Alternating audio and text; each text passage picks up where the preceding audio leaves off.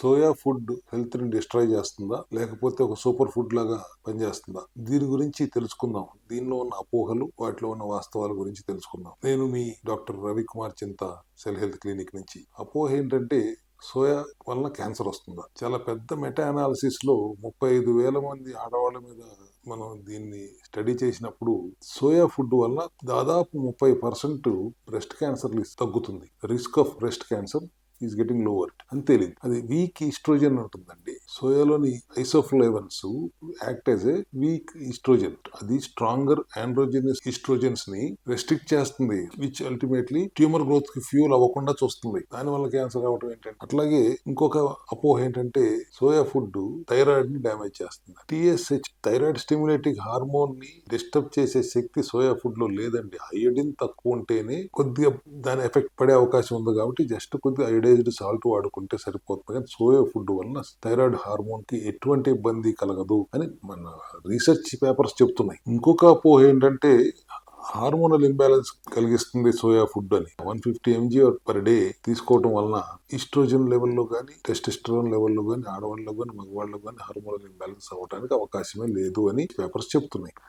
Dietary లెవెల్లో సోయాలోని ఈ ఐసోఫ్లేవెన్స్ ఆడవాళ్ళకి కానీ మగవాళ్ళకి కానీ ఎటువంటి ఇబ్బంది కలిగించదు అనేది 2010లో చేసిన రీసెర్చ్ తేల్చి చెప్పారు. సో ఇన్ని అపోహలు తావున్నది కాబట్టి వీటి గురించి కొద్దిగా క్లారిటీతో మాట్లాడుకుందామని వీడియో చేస్తున్నాను.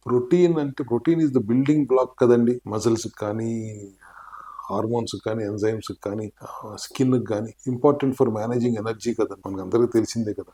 మెన్స్ట్రువల్ హెల్త్ కూడా అది చాలా అవసరం కదండి, ప్రోటీన్ చైన్స్. మరి soya is a complete protein. అది ఎలా హానికరమైన ఆహారం అవుతుంది? దాంట్లో అన్ని ఎసెన్షియల్ ఎమినో యాసిడ్స్ ఉన్నాయి కదండి. లైసిన్ రిచ్ కూడా అండి సోయా ఫుడ్. లైసిన్ అనేది one of the essential amino acid అని చెప్పేది. అది ప్రధానంగా ఆ ఎమినో యాసిడ్ కొల్లాజన్ డెవలప్ చేయడానికి బాగా ఉపయోగపడుతుంది. ఇమ్యూన్ సిస్టమ్ కూడా స్ట్రాంగ్ గా ఉంచడానికి ఉపయోగపడుతుంది. సోయా మిల్క్ ఫర్మెంట్ చేసుకున్న తర్వాత అది చాలా మన పోషక విలువలు ఉంటాయి దాంట్లో. బోన్ హెల్త్ కు ఉపయోగపడుతుంది, గట్ హెల్త్ కు ఉపయోగపడుతుంది, డైజెషన్ కు ఉపయోగపడుతుంది, కార్డియాక్ హెల్త్ కు ఉపయోగపడుతుంది. సోయా ఫుడ్ అనండి నేను చెప్పేది.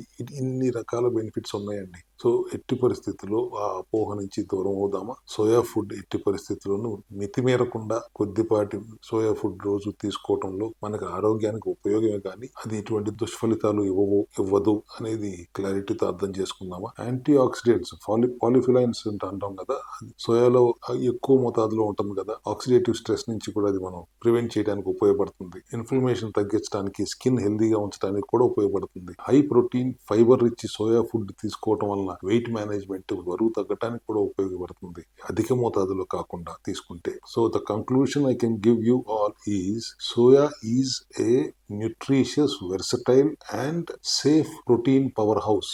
Enjoy soya in moderation. Thank you very much.